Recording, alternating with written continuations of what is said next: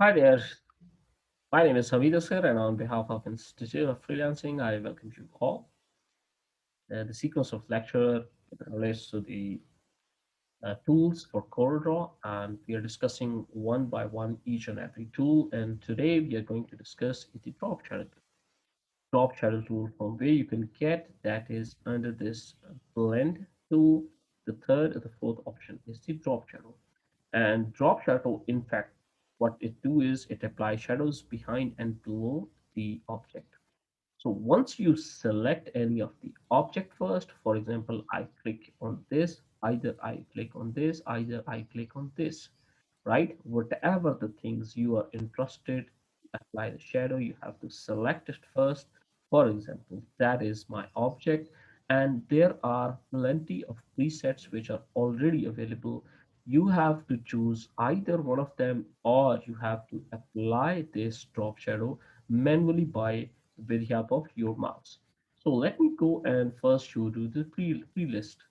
So the flat top right. So here we go. You can either select this, you can manually change the direction or change this, the bottom of this or the target area. You can apply this from here to here. And further, you can do this from the left bottom. There are plenty of presets that are already available. Things like this. How can you do this manually? Pretty simple. I mean, you just click on the target area, and whatever the things you are interested in, you can apply either toward this side or this side. And let's move on to the presets and medium glow and things like this. Very easily, you can do this by yourself. So that is the preset options. Let me go and manually do this on this circle. So I have selected this circle first. If you drag the center point, the shadow will be something like this, right? Let me undo this. If you select the center point, you move around any of the size, that will be something like this.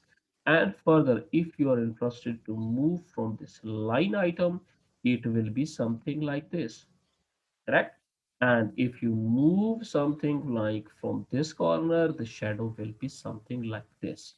So with every option, every different options, you have the properties panel from where you can just change these, the direction, the colors, the multiple options which you can apply on any of the object by yourself. So that is the second option.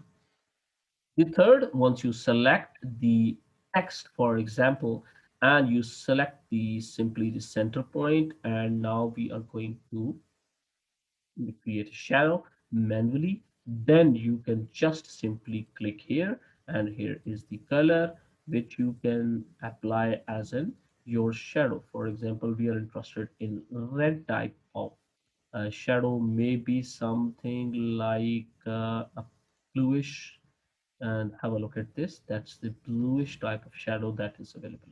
Further, what you can do is, okay, you can drag the target or the angle from this to this, or maybe towards the upside, right? And maybe towards the bottom side.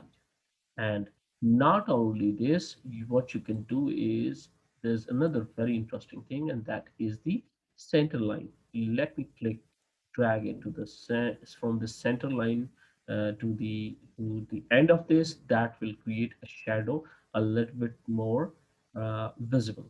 And if you are not interested to make it more visible, let's drag it to the initial points. That will gives you a very light type of shadow.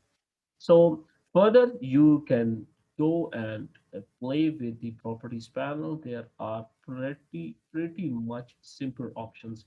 The shadow featherness, for example, that's the edges of these shadow. If you want that to be make more feather, or if you want that to be crystal, things like this.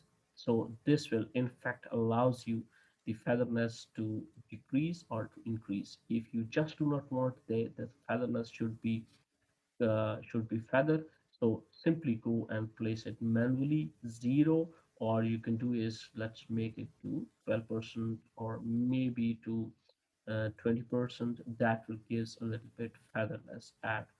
And then there's another option, the opacity of this drop shadow. If you are not interested to make it uh, opacity wise more clear, so here are the options. You can just simply play around with these kind of things, and you can apply this on any of the things. And at the end, if you are not interested in any of the things, probably you can just clear this drop shadow and automatically click here, and while clicking here, and that's the drop shadow will be wiped. And so that's it for the drop shadow. I hope with the help of these basic tips and tricks, you can create more and more interesting shapes as well as the clearly defined shadows. So hope to speak to you soon in the next topics. And up till then, take care of yourself. Bye bye.